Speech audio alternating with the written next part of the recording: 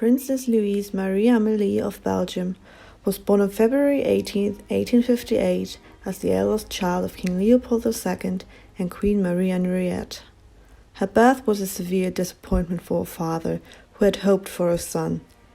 The heir, Prince Leopold, was born a year after Louise, but he passed away at the age of 10 from pneumonia. Princess Louise grew up at the court of Laeken in Belgium, where the children endured a dispensable and strict upbringing.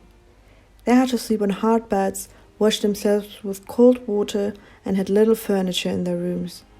Harsh punishments were inflicted on them for the slightest mistakes, such as kneeling on dried peas with bare knees or being locked up in a dark room for hours or days.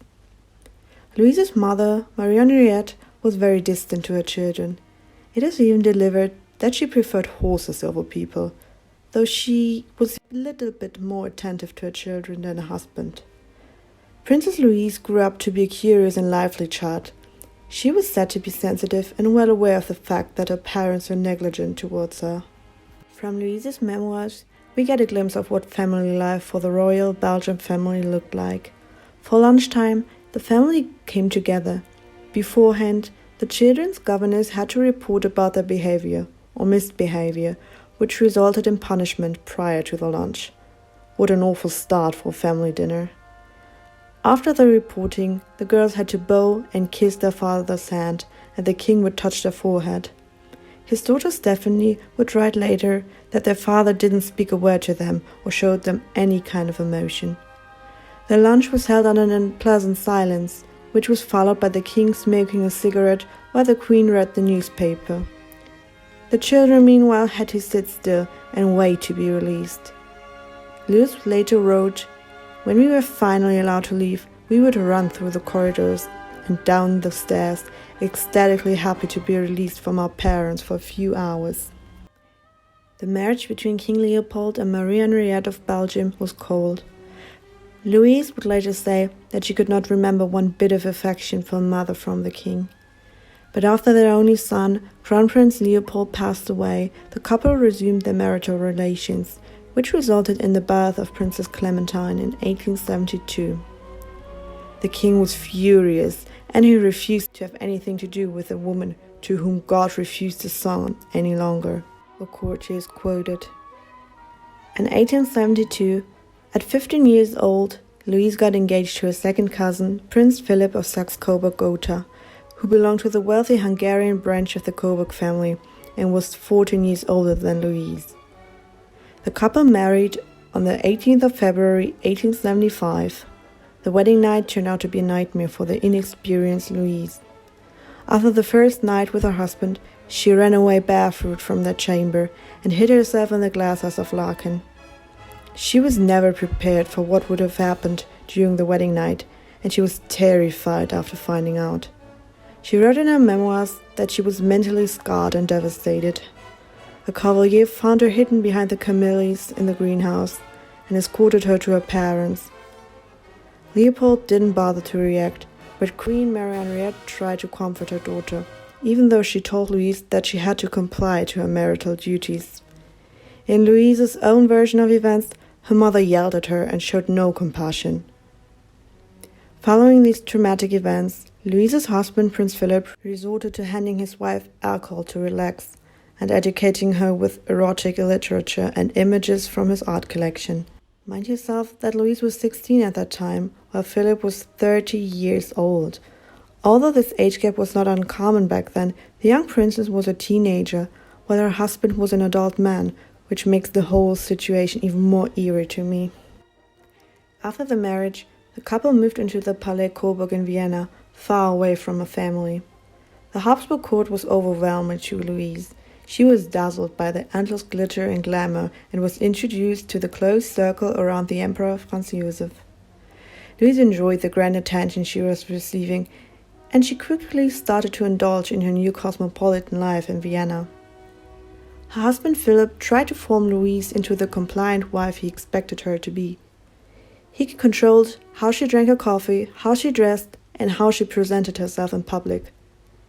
Philip's controlling nature put a great toll on her marriage, and Louise resorted to follow his lead by overdoing everything he advised her to do. Louise became a party girl who drank excessively and flirted with every handsome man she could find at court. She soon became infamous for her lifestyle. The Viennese court was at first fond of Louise. For example, Crown Prince Rudolph was delighted by her good nature, and Emperor Franz Joseph admired her figure, but they soon grew concerned over her scandalous demeanor. In the meantime, her husband Prince Philip kept on with his party lifestyle as well as he had before the marriage. He took on many affairs, but apparently he was more discreet with it, and for most, he was a man. It was no surprise that Philip and Louise drifted apart over time. Especially after the birth of children, Leopold in 1878 and Dorothea in 1881, the couple became more distant. Unfortunately, Louise turned out to be an unfit mother herself. It was said that she didn't show the slightest interest in her children and was completely self-absorbed. According to one of the governesses at court, Louise spent hours looking at herself in a mirror.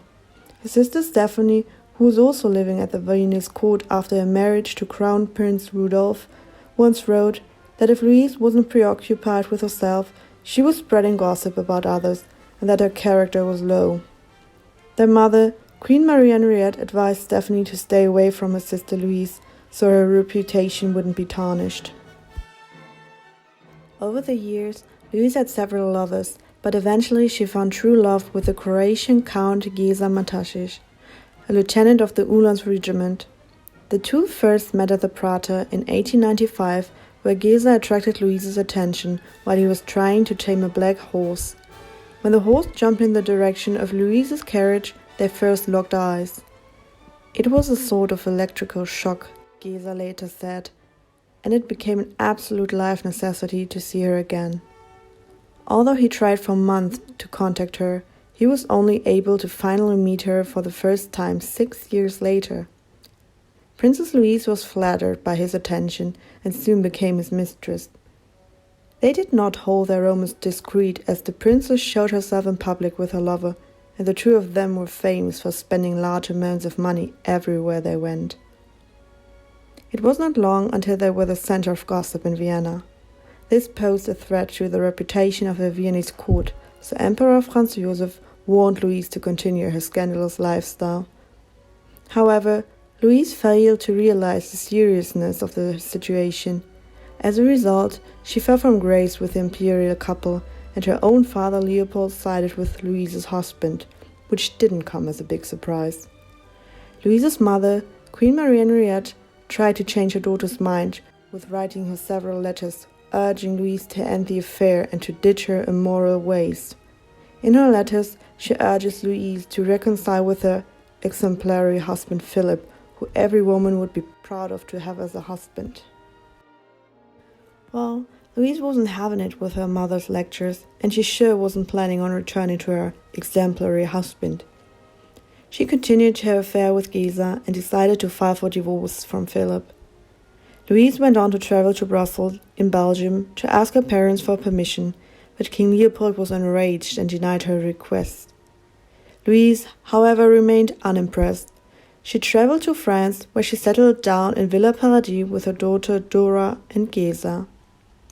This posed a huge scandal and made the Viennese court look weak.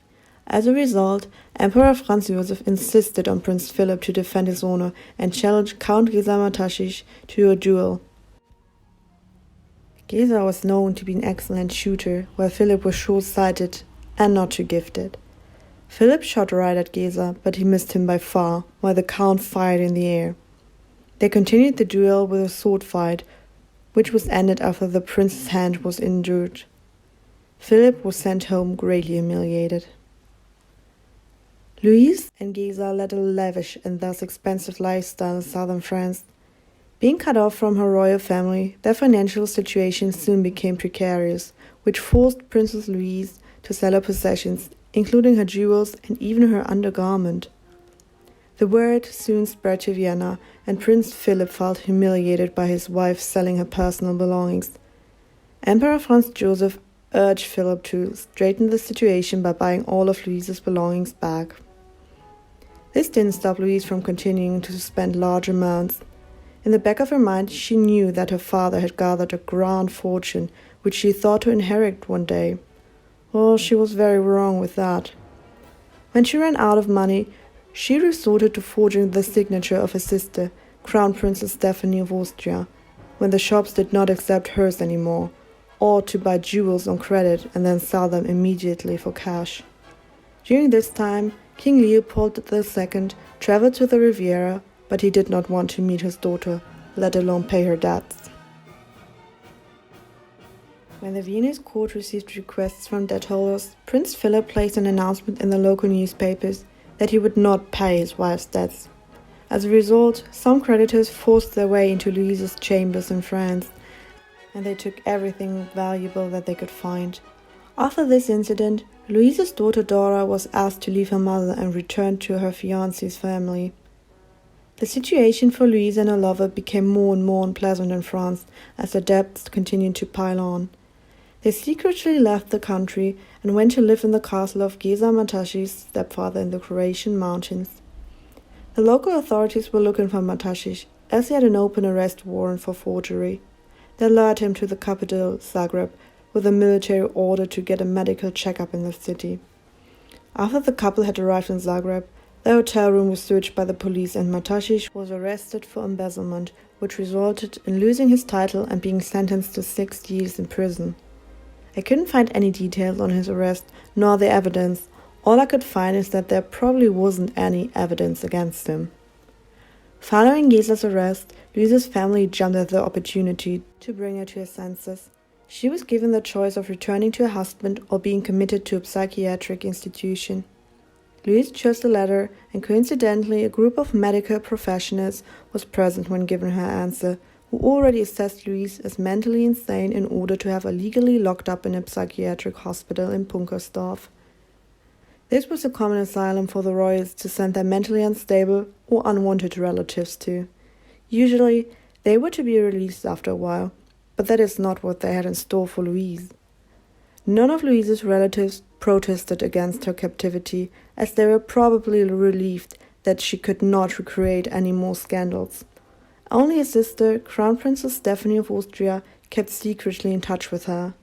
The only attention Louise's father, King Leopold, gave the matter was to order the director of the asylum to strictly guard this female patient. After word got out that Princess Louise was held captive without proper assessment of her mental state, parts of the public sympathized with her.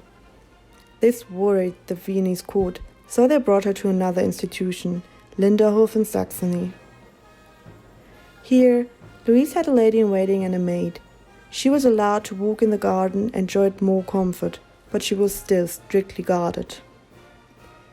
Meanwhile, 4 years after his sentencing, Count Matašić was rehabilitated and released due to the efforts of a socialist parliamentarian. After his release, he immediately traveled to Lindenhof to visit Louise. During a carriage ride, Louise saw a cyclist and recognized him immediately. It was Matašić. Louise did not show her excitement to her escorts, but after returning to Lindenhof, she persuaded a lady-in-waiting to help her. Louise and Gesa managed to meet up in the woods and exchanged notes whenever possible. After Matašić was banned from the village, since authorities grew suspicious of him, he ordered a boy to throw a note onto her lap during a carriage ride, which said, "Hope." After 3 years of observing and plotting, the opportunity they had all been waiting for came up. In 1904, the princess was allowed to visit Bad Elster for her health.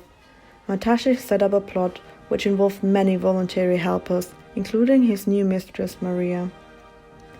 He informed Louise through a note delivered by her butler. It said, "It will happen tomorrow."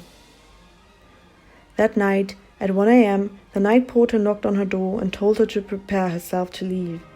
The princess waited next to the door for 2 hours, until 2:30 the man returned. Together, they walked on tiptoe through the corridor and down the stairs to a side door where Matašić was waiting for them. They had to pass 2 guards who were fortunately preoccupied. After they managed to creep away, Louise and Gesa crossed the road to the woods, where a carriage was waiting for them. They rushed to the train station and took the first train to Berlin and then to Paris to be safe. Louise's nightmare that had lasted for 7 years was finally over. The couple's life in Paris turned out to be difficult.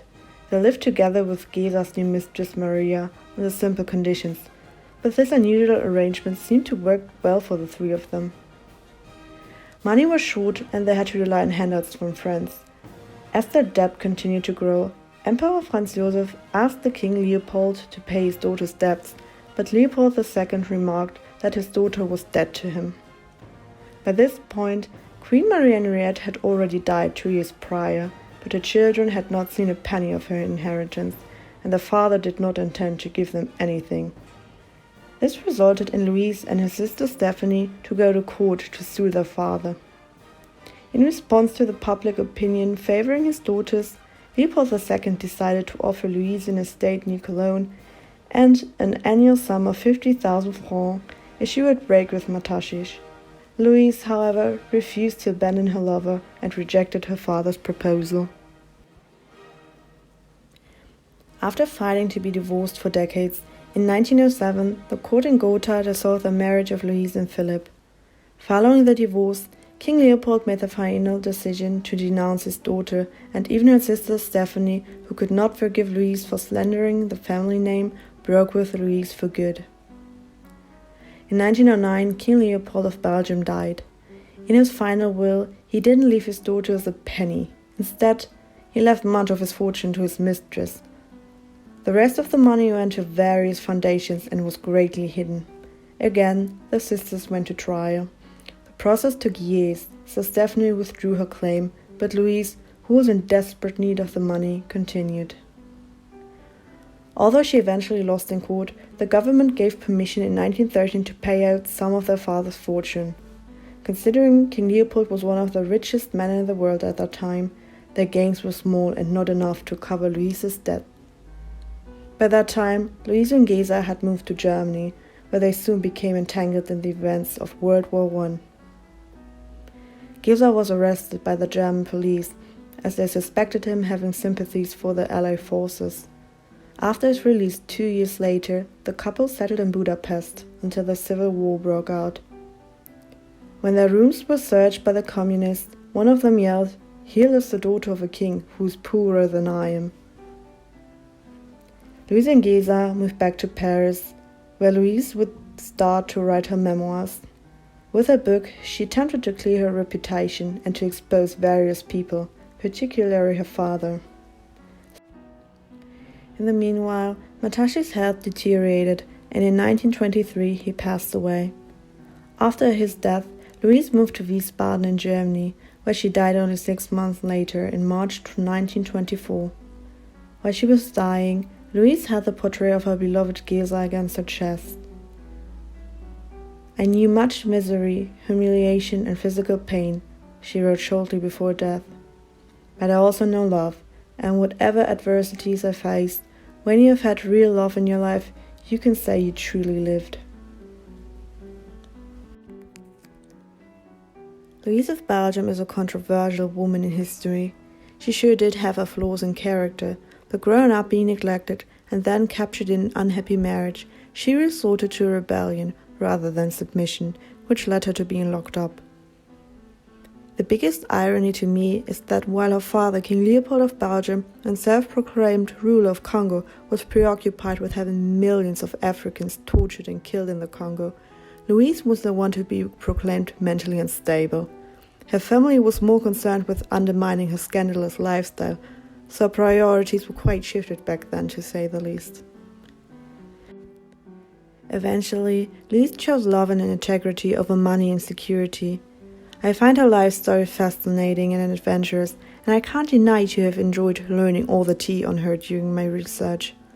A lot of the information stems from her memoirs, so we need to take into consideration that it might be a bit biased. What is your opinion on Louise? I will link my sources down below, and I can't wait to hear what you think.